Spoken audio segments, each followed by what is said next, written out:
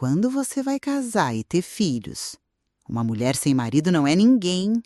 Com 30 anos eu já tinha 8 filhos, dizia minha madrinha para mim nas festas. Então eu cansei e respondi. O barulho da festa de aniversário da minha tia já estava me dando dor de cabeça. A música alta, as crianças correndo e gritando, e o falatório sem fim das primas que eu só via uma vez por ano. Eu estava encostada na parede, perto da mesa de salgados, tentando ficar o mais invisível possível, segurando meu copo de guaraná. Queria apenas cumprir minha obrigação social e ir para o meu tão amado e silencioso apartamento. Mas eu sabia que não ia ser tão fácil. Eu a vi se aproximando, abrindo caminho entre os parentes como um navio quebra-gelo, com aquele sorriso falso que nunca chegava aos olhos. Minha madrinha, Cristiane. Luciete, minha filhada querida! Ela disse, com a voz alta demais, fazendo algumas pessoas olharem na nossa direção. Antes que eu pudesse responder um oi seco, ela engatou o discurso de sempre, aquele que eu já sabia de cor. Então, menina, já estamos em setembro, o ano está acabando. Quando você vai casar e ter filhos? O tempo está passando, você já tem 30 anos. Respirei fundo, sentindo o ar pesar nos meus pulmões. O cheiro de coxinha e fritura de repente ficou enjoativo. Ali estava ela, com seu vestido florido e justo demais, seu cabelo pentado de um loiro que não enganava ninguém e sua mania de cuidar da vida alheia. Uma mulher sem marido não é ninguém, Luciete. Você precisa de um homem para te dar um rumo na vida, para te dar uma família. Ela continuou, sem me dar chance de falar. Eu apenas a encarava, sentindo meu estômago revirar. O pior era o tom de pena que ela usava, como se eu fosse um caso perdido, uma coitadinha que não entendia as coisas da vida. Ela se aproximou ainda mais, baixando um pouco a voz, mas ainda assim, de forma que a prima que passava atrás de mim pudesse ouvir. Com 30 anos eu já tinha 8 filhos, sabia? 8! E um marido trabalhador que me dava tudo do bom e do melhor. Você vive naquele apartamento minúsculo, sozinha. Isso não é vida, minha filha. Cada palavra era como uma agulhada no meu peito. Não pela verdade do que ela dizia, mas pela maldade por trás de tudo. Eu amava meu apartamento. Ele era pequeno, sim, mas era o meu refúgio, o meu castelo. Eu trabalhei duro para comprá-lo, para decorar cada cantinho do meu jeito. Eu tinha meu emprego como secretária num consultório médico, um trabalho que eu gostava, que pagava minhas contas e me dava independência. Eu tinha minhas amigas, meus livros, minhas séries. Eu tinha a mim mesma. E na maior parte do tempo, isso era mais do que suficiente. Eu era feliz com a vida que eu levava, uma vida que eu escolhi. Mas Cristiane não via nada disso. Para ela, a régua que media o sucesso de uma mulher era universal. Um marido, uma casa cheia de filhos e a dedicação total à família. Qualquer coisa fora disso era fracasso, era tristeza, era solidão. E ela fazia questão de me lembrar desse meu fracasso em toda e qualquer oportunidade. Nos natais, nos aniversários, até em velórios. Parecia que a missão dela na Terra era me fazer sentir pequena, inadequada. Eu a detestava. Não era um simples não gostar, era um sentimento profundo, amargo, que crescia um pouco mais a cada encontro. Eu a detestava pela forma como ela falava de mim, como se eu fosse uma criança tola. Detestava o jeito que ela olhava para minhas roupas, sempre com um ar de crítica. Detestava como ela diminuía minhas conquistas. Quando comprei meu carro, ela disse: "Ah, mas um carrinho desses de mulher solteira? Bom mesmo é ter um carro grande para caber a família toda." Quando fui promovida no trabalho, ela comentou: "Que bom, assim você se distrai enquanto não arruma um casamento." Ela fazia pouco de mim e da minha vida, porque a minha felicidade silenciosa e independente era um insulto para ela. Era como se a minha escolha de viver de forma diferente invalidasse as escolhas dela. Talvez ela não fosse tão feliz assim com seus 8 filhos e um marido que todo mundo sabia vivia saindo com outras. Talvez a minha paz fosse um espelho que refletisse o caos da vida dela. Eu continuei ali, parada, segurando meu copo com tanta força que meus nós dos dedos ficaram brancos. O guaraná já estava quente, senti as lágrimas querendo subir, mas eu as engoli com força. Não ia dar a ela o prazer de me ver chorar. Olhei ao redor. Minha tia, aniversariante, ria de uma piada contada pelo meu primo. Ninguém parecia notar o pequeno show de humilhação que estava acontecendo ali no canto. Ou talvez notassem, mas preferiam ignorar, como sempre. Ninguém nunca me defendia. Você precisa se cuidar, Luciette. Reza mais. Pedir a Deus um marido.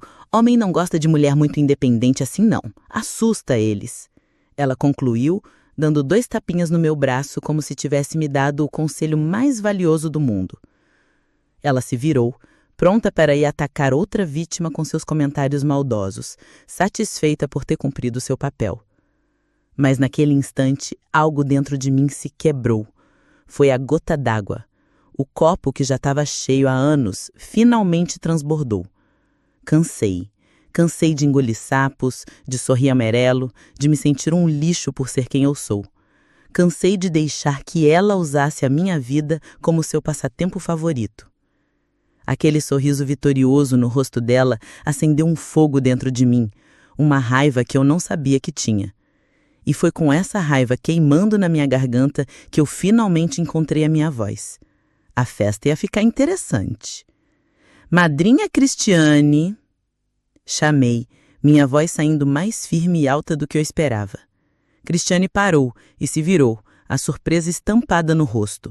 Ela não estava acostumada a ser contestada, muito menos por mim, a afilhada quieta e passiva. O pequeno círculo de parentes que estava próximo também silenciou. As conversas morreram no ar. A tia do cafezinho parou com o bule na mão. Meu primo, que estava indo pegar mais um croquete, congelou no meio do caminho. Todos os olhares se voltaram para nós. A atenção que eu sempre evitei agora estava toda sobre mim. E, para minha surpresa, eu não senti medo. Senti poder. Sabe, madrinha Cristiane, comecei dando um passo à frente, diminuindo a distância entre nós. Eu olhava diretamente nos olhos dela e vi um brilho de incerteza começar a apagar o seu ar de superioridade. Eu fico pensando, a senhora se preocupa tanto com a minha vida, com o meu útero, com a minha falta de um marido. É uma dedicação tão grande. A senhora passa as noites em claro, pensando se eu estou sozinha no meu apartamento. Será que a senhora perde o sono imaginando o que eu faço entre as minhas 4 paredes? O silêncio na sala ficou mais denso. Dava para ouvir o zumbido da geladeira de bebidas no canto. O sorriso de Cristiane vacilou, transformando-se numa linha fina e tensa. Ela tentou me interromper. Luciette, que modos são esses? Eu só estou preocupada com você, sou sua madrinha. Preocupada? Retruquei, soltando uma risada curta e sem humor.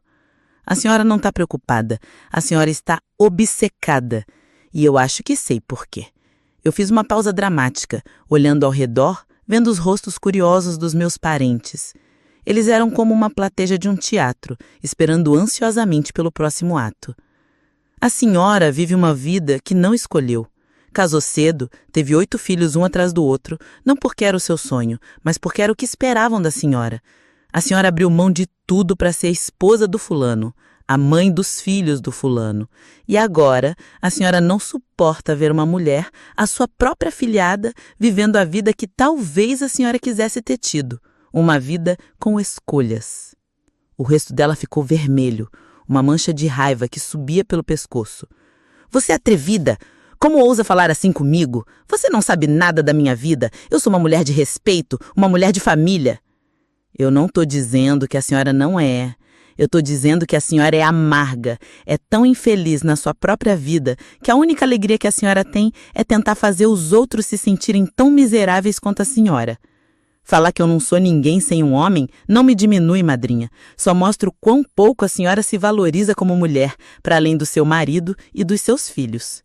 Eu me aproximei um pouco mais, baixando a minha voz para um sussurro que apenas ela e as pessoas mais próximas pudessem ouvir. E já que estamos falando de maridos, o tio anda chegando tarde em casa, não é? Ouvi dizer que ele tem andado muito ocupado com a secretária nova do escritório dele. Uma moça jovem, solteira, independente, do tipo que o assusta, sabe? Foi um golpe baixo, eu sei. Eu tinha ouvido o boato da minha tia, a aniversariante, algumas semanas antes, mas a expressão no rosto de Cristiane me disse que não era apenas um boato. O choque, a dor e a humilhação passaram pelos seus olhos em uma fração de segundo. Ela ficou pálida, a boca se abriu e fechou sem que nenhum som saísse. Ela, que sempre tinha uma resposta na ponta da língua, estava sem palavras. A plateia ao nosso redor prendeu a respiração. Ninguém ousava se mover. O confronto era tão aberto, tão cru, que era desconfortável de assistir. Mas ninguém foi embora, ninguém interveio. Eles estavam fascinados. Cristiane finalmente recuperou a fala, a voz tremendo de ódio. Sua víbora! Você vai me pagar por isso? Você não perde por esperar. Eu não tenho medo da senhora madrinha, nunca mais. Eu disse isso olhando fundo nos olhos dela. E era verdade. Naquele momento, todo o poder que ela tinha sobre mim, todo o medo que eu sentia dos seus julgamentos, simplesmente se desfez, virou fumaça. Eu a vi como ela realmente era. Uma mulher triste, presa numa vida que não a satisfazia e que usava a maldade como uma arma para se sentir melhor. Ela me lançou um último olhar carregado de ódio, puro. Virou-se de forma brusca e saiu marchando em direção à porta, sem se despedir de ninguém. O silêncio que se seguiu foi quebrado pelo meu tio, o marido dela, que correu atrás dela, gritando seu nome, parecendo confuso e envergonhado. Aos poucos as conversas na festa recomeçaram, mas em um tom mais baixo, abafado. As pessoas me olhavam de soslaio, cochichando umas com as outras. Eu não me importei. Peguei um salgadinho da mesa, um enroladinho de salsicha e comi devagar, saboreando não apenas a massa frita, mas a doce sensação da vitória. Eu não tinha planejado aquilo, não tinha ensaiado o discurso. As palavras simplesmente saíram, nascidas de anos de humilhação reprimida. Eu a confrontei, na frente de todos.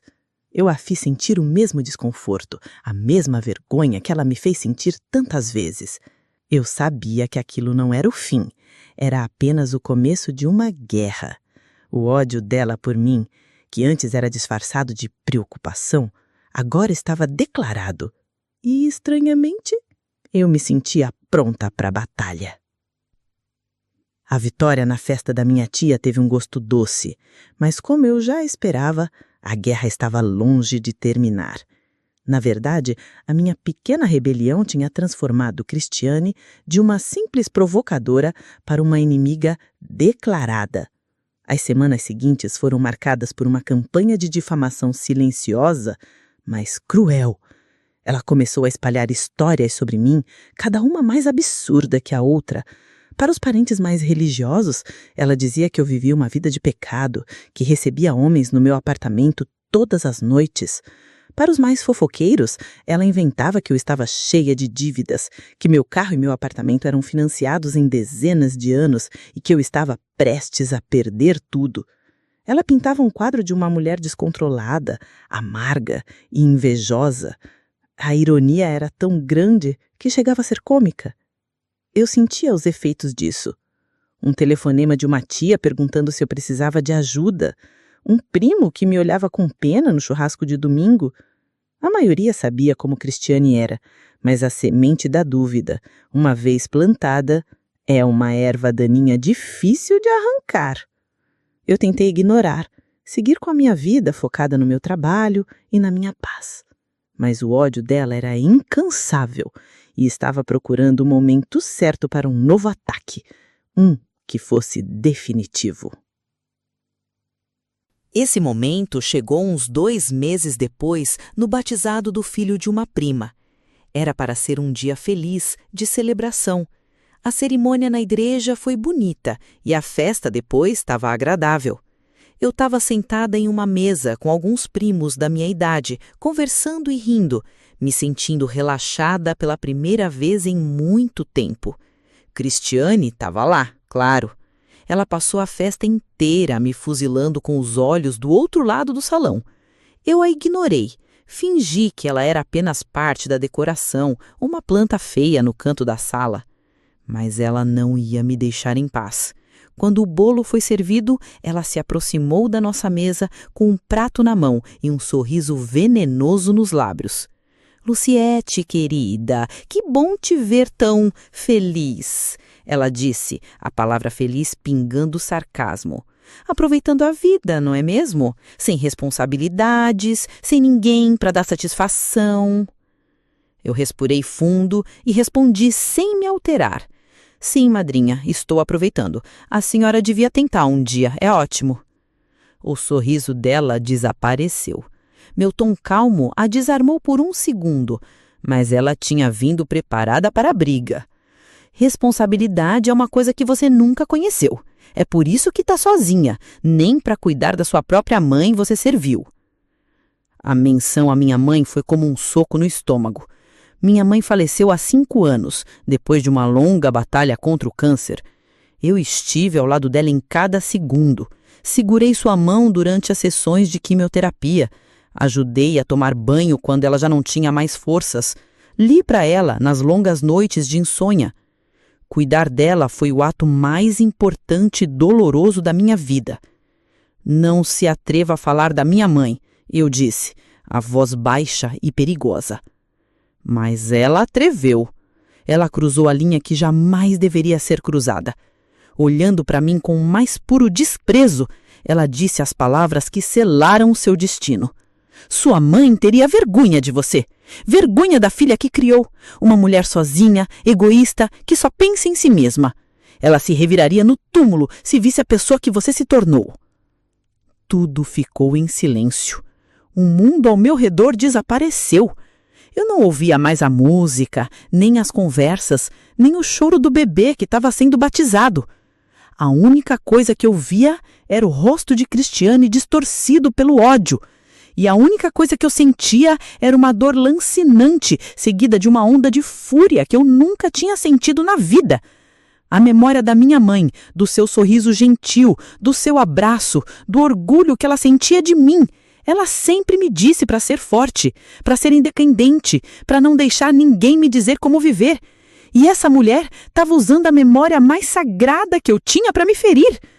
Em um movimento rápido, intensado, puramente instintivo, eu peguei a taça de água com o gelo que estava na minha frente. A água estava gelada. Sem uma palavra, sem um grito, eu me levantei e joguei todo o conteúdo na cara dela. A água escorreu pelo cabelo loiro dela, borrando a maquiagem pesada dos seus olhos, levando junto o seu ar de superioridade. Pedaços de gelo caíram em seu colo. Ela ficou paralisada, boquiaberta, o choque estampado no seu rosto molhado. Mas eu não tinha acabado. Com a taça vazia ainda na mão, eu apontei o dedo para ela. Minha voz, quando saiu, era alta, clara e cheia de uma convicção inabalável. Nunca mais, eu disse, cada palavra pesando 1 tonelada. Nunca mais fale o nome da minha mãe. Você não tem esse direito. E já que estamos falando de vergonha, vamos falar da sua. Eu olhei para os rostos chocados ao nosso redor. Todos vocês sabem como a minha madrinha Cristiane gosta de manter as aparências, de parecer uma mulher correta, de família. Mas vocês sabem que ela é uma caloteira? Um murmúrio percorreu o salão. Isso mesmo, uma caloteira. Ela pede dinheiro emprestado para todo mundo e nunca paga. Pergunta para o primo Afonso. Ela pegou R$500 emprestados com ele há 6 meses para pagar o cartão de crédito e até hoje ele não viu a cor do dinheiro. Pergunta para a tia Cida. Ela pediu R$200 para o gás e deu calote também.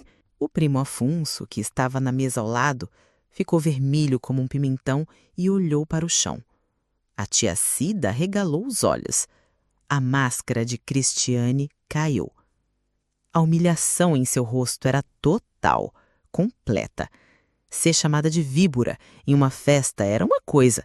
Ser exposta como uma caloteira na frente da família inteira, com provas vivas, a poucos metros de distância, era outra. Era a sua ruína. Ela tentou gaguejar alguma coisa, uma negação, uma desculpa, mas nenhuma palavra saiu. Ela apenas ficou ali, parada, pingando água e vergonha, enquanto os olhos de toda a família a julgavam. Naquele momento, ela não era mais a matriarca temida. Era apenas uma mulher pequena, molhada e desmascarada. O escândalo do batizado foi como uma bomba atômica no universo da nossa família. Por semanas não se falou em outra coisa. A história da água, do dedo apontado e da acusação de caloteira se espalhou mais rápido que fogo em mato seco. O que foi surpreendente para mim foi a consequência de tudo aquilo. Depois da minha explosão, o primo Afonso, envergonhado, mas sentindo-se encorajado, confirmou a história da dívida. Logo depois, a tia Cida também admitiu. E então, como uma represa que se rompe, outras pequenas histórias de empréstimos não pagos começaram a surgir. Eram valores pequenos, R$ 50 aqui, 100 ali, que as pessoas tinham vergonha de cobrar ou simplesmente deixavam para lá para não criar confusão. A reputação de Cristiane, que ela construiu com tanto esmero sobre um pedestal de julgamentos e falsa moral, desmoronou em um único dia. A dinâmica das reuniões de família mudou completamente. Onde antes havia o medo dos comentários maldosos de Cristiane, agora havia um vácuo. Ela, que sempre foi o centro das atenções, que comandava as conversas e distribuía sentenças sobre a vida de todo mundo, se tornou uma figura fantasmagórica. Ela continua indo às festas, mas sua presença é diferente. Ela chega quieta, senta-se em um canto e raramente fala com alguém que não seja do seu núcleo familiar mais próximo. As pessoas não a procuram mais para pedir conselhos. Não riem mais das suas piadas sem graça. Elas a compreendem por educação e seguem em frente. A rainha foi deposta e seu trono agora é uma cadeira solitária no canto do salão. O mais interessante é que em alguns eventos menores, aqueles almoços de domingo mais íntimos, ela simplesmente não é convidada. Minhas tias e primas começaram a esquecer de avisá-la. Mas o mais patético é que às vezes ela descobre e aparece mesmo assim, de metida, como dizemos. Chega com uma travessa de comida, um sorriso forçado no rosto, tentando fingir que nada aconteceu, que a sua ausência no convite foi um simples engano. É uma cena triste de se ver. A mulher que um dia me disse que eu não era ninguém sem um homem, agora luta desesperadamente para ser notada, para pertencer a um lugar onde não é mais bem-vinda. E eu finalmente encontrei a paz. Ir a uma festa de família deixou de ser uma tortura. Agora é apenas uma festa. Eu chego, converso com as pessoas de quem eu gosto, como, bebo meu guaraná e vou embora quando eu quero, sem ansiedade, sem preparar respostas na minha cabeça e sem sentir aquele nó no estômago.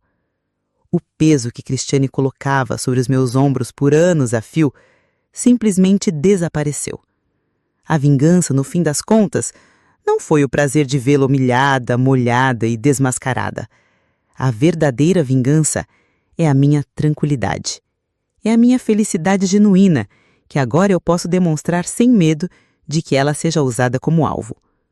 No último Natal, aconteceu a cena que selou a minha vitória.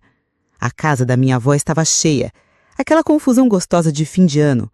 Eu estava em um canto da sala com minhas primas, rindo alto de uma história engraçada que uma delas estava contando sobre o filho pequeno.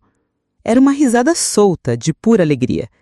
De repente, meus olhos cruzaram com os de Cristiane, que estava do outro lado da sala, perto da árvore de Natal. Sozinha. Ela me viu ali, rindo, cercada de gente, vivendo a minha vida. Por um segundo, vi em seu rosto uma mistura de ódio, inveja e derrota. Foi um olhar rápido, mas que disse tudo. Ela não conseguiu sustentar o olhar.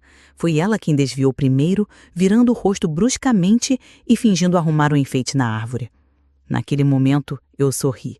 Um sorriso pequeno, só para mim. E pensei, ótimo. Era ótimo que ela me visse feliz. Era ótimo que ela soubesse que não tinha mais nenhum poder sobre mim.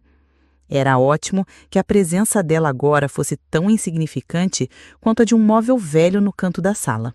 Ela ainda vai às festas, passa por mim, às vezes no mesmo corredor, e finge que eu não existo. Ela olha através de mim, como se eu fosse invisível. E eu acho maravilhoso. O silêncio e a indiferença dela são a música mais doce para os meus ouvidos.